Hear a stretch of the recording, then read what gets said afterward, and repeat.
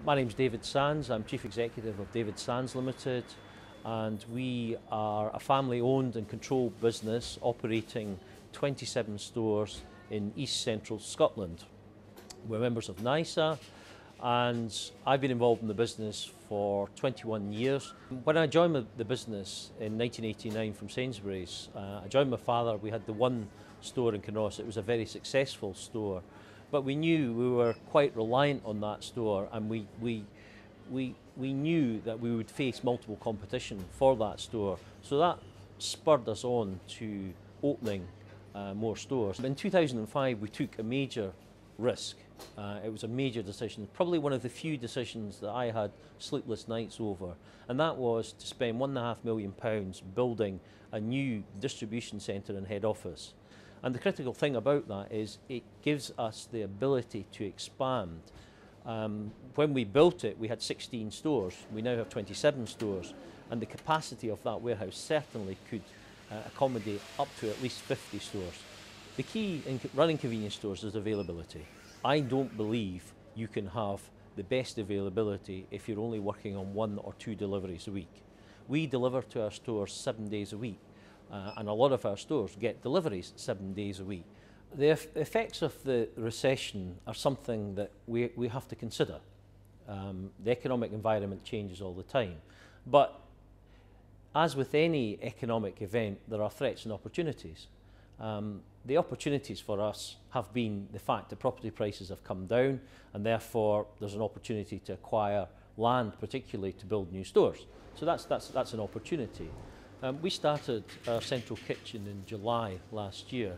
For a long time, we were unhappy with our sandwich offering.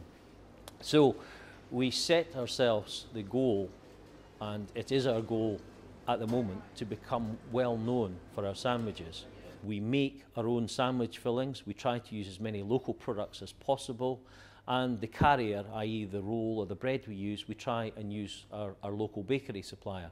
I like the idea that they do the buffalo burgers and things like that, sourced from Puddle Dump, which is just up the road, and I think that's very good.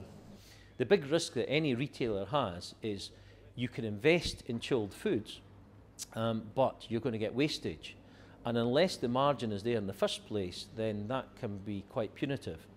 Having established the central kitchen, having decided on the type of products we want to sell, whilst we may be very happy with the product quality, our challenge, and perhaps the biggest challenge, will be persuading our customers of how good those products are. And the way I see that developing is by tastings in stores, by telling people about the fact that we have a central kitchen and how fresh the products are. The charity that we've decided was Markinch Playgroup, which is a local playgroup for the village. This is one of the nicest places to stay actually, it's Markinch. It's a really, really nice village, and everybody's friendly locally. It's nice, it's clean, and there's a variety, and the assistance is very nice and very helpful. I'm very aware that we need to create points of differences.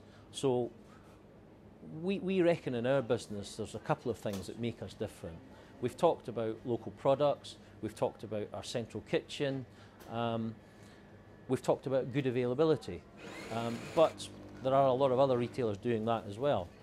So what we've focused on as well is making sure we recruit the right people, we train them well, we spend a lot of time trying to emphasise the importance of friendly service. We are local community stores. We want to have friendly local people working in those stores, and we do an awful lot in terms of mystery shopper programmes and in terms of training to ensure that we get that.